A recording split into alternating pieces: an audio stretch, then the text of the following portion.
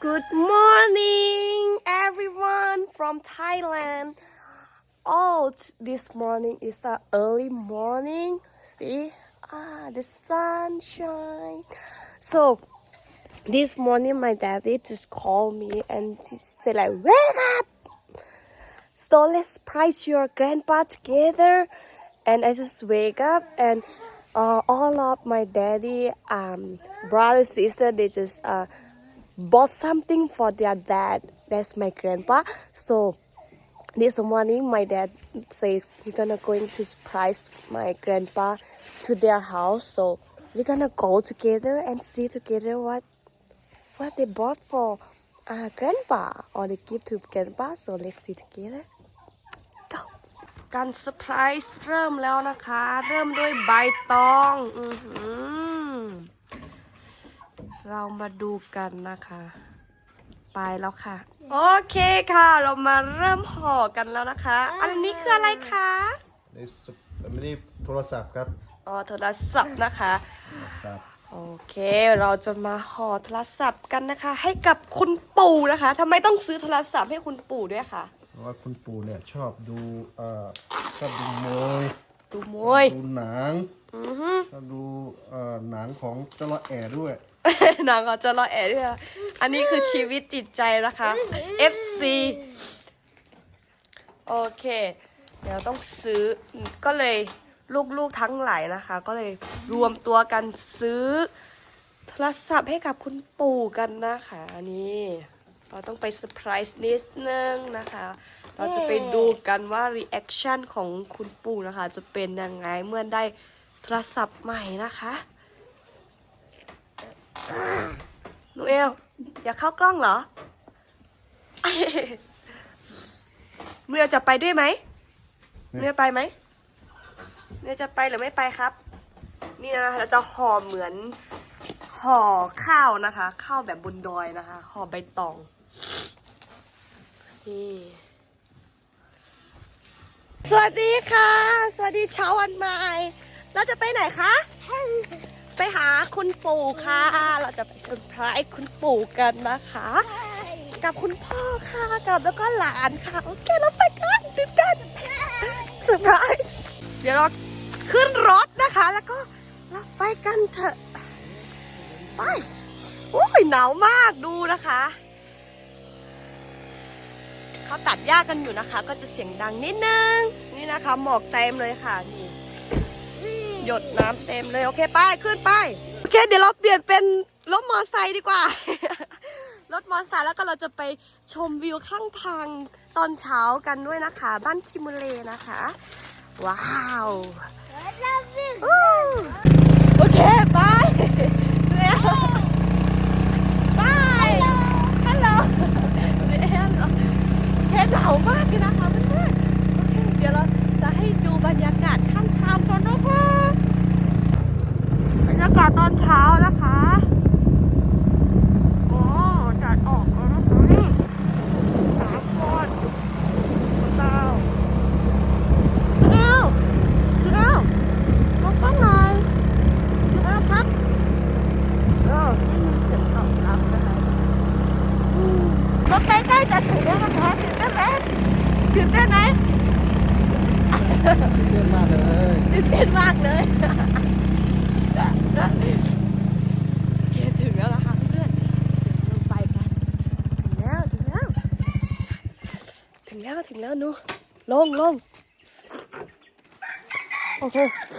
เดี๋ยวไปกันเถอะไปเหรอว่า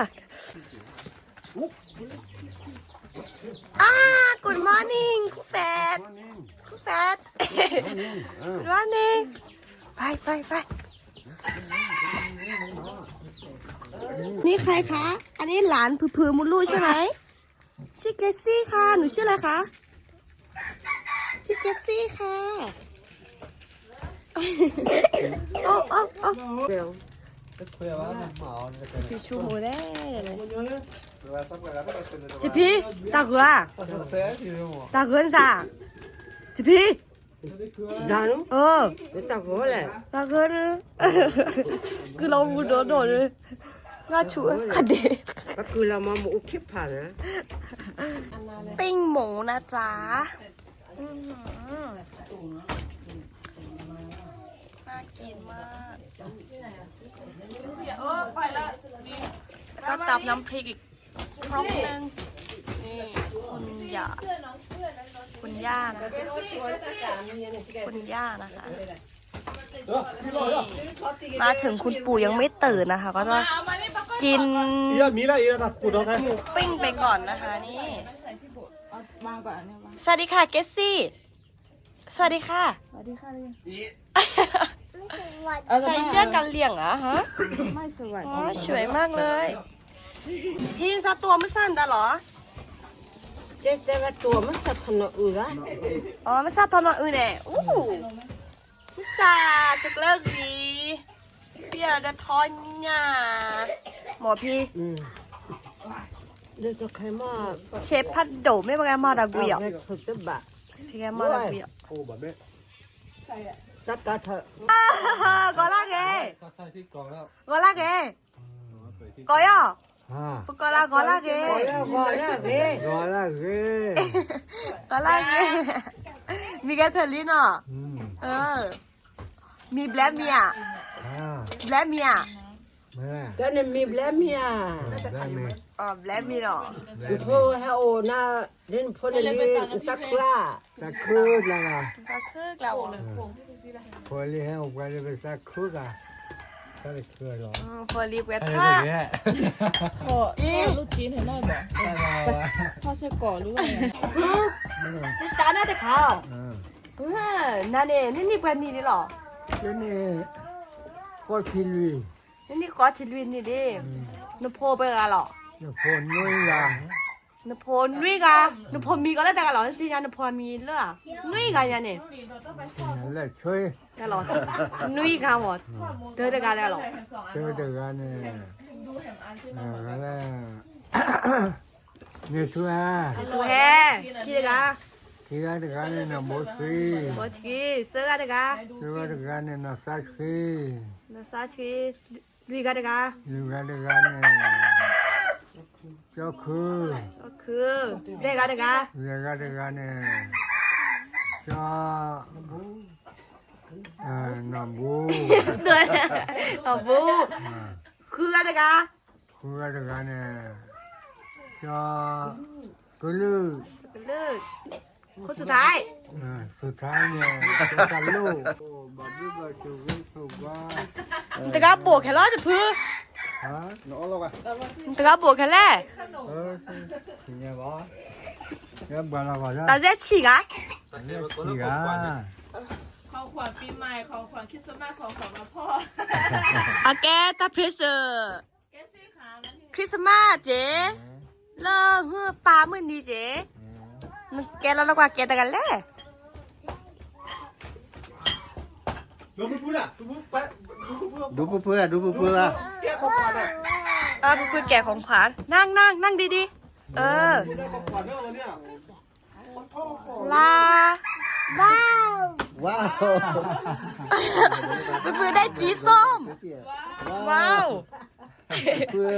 ได้ของขวัญอะไรไม่รู้ ว้าวแกซี่เป็นขนม ได้อะไรอ่ะ ของขวัญน่ะ ของขวัญ ของขวัญของเวสซี่ ของขวัญของเพื่อไม่ใช่ของเกสซี่โอ้อะไรอ่ะลืมดาแคลอชัวร์ตาเจชีเลย ออตบีแกตาแรก ขวัญของเวสซี่ ของขวัญของเกสซี่ เล แล้ว จะกว่าจะบัว ลืม เราไปกินดีกว่าน้องมวยเนาะกล้า โอเคแล้วเหรอจะพื้นโอเคได้แค่นี้เหรอ แกมึดคือกันรสชาติ ซักเกลือ ฮะ ซักเกลือ ซักคือผู้ อันนี้ซักกว่าโดนแต่กันเหรอนี่ ฮะ ซักกว่าโดนแต่เหรอ เดี๋ยวก็ต้องนี่ก็มีนะแก สเต็กว่าจะขาเล่นในกว่าดอมมือ ก่อนก็มวยอันนี้ก่อนก็อะไร เจ้าคือไง โดนแกสจะโดน เดี๋ยว โด ละ น ปัต แก ตาโอคือถ้าเกิดรอ จะรอแอหรือ ฮะ จะรอแอ จะรอแอ จะรอแอ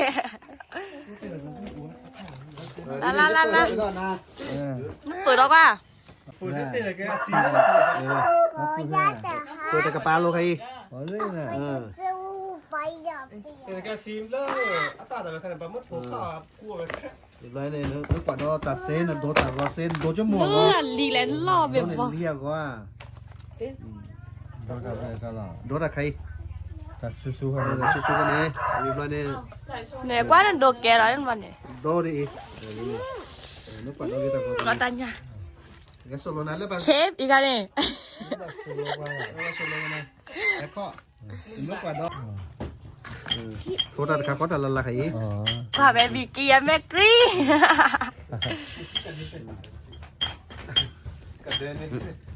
อีใครพันก็อัดช่วยดีหน่อย ล่าโทรศัพท์แล้วไม่เป็นไงเกลืออิงตู้ดอกป่ะ เจ็บรู้จักพวกนั้นคนละลี แต่เลือแต่พอเลือจะพูดจะเลี้ยงก่อน ปาลิยาพื้ ไปก็จะว่าก็ถูกถูกว่าจะว่าอุดรได้อีกกว่าจะเข้าว่าเลือแต่เป็นคือสื่อละมาเจอละเลือจะตัดลงไปจะตัดลงปุ่มมาเลือมาเพื่อเวลาก็ก็จะสักทุกทีลึกละเป็นเรื่อย แม่แต่รู้จิพี่อันนี้ยิ้มหวานแล้วก็ได้ที่ ฮะ ยิ้มนี่ก็ได้ที่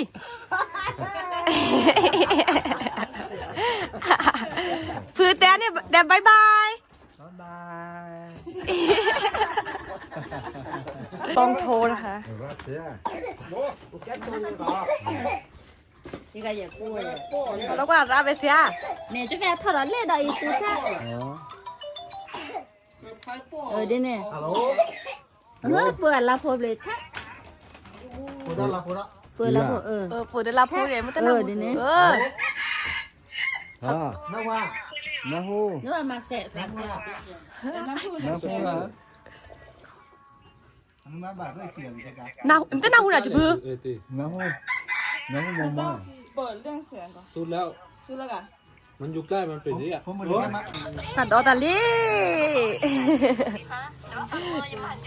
ขัดดอตาลี ไม่กินแล้วต่อเจอกับพวกเอง อันตรายอันหมด อ้าวโหนี่เลยสิ่งย้าเนี่ยกวาดดอนไปเด่นไปบ้านนอนสารนอนเมจอจะพื้นหน้าหูกาเย่อะไรหนังประจำนะเบลอีกปัดออกแบบมือ ซีกี่เนี่ยฮะซีกี่ยัง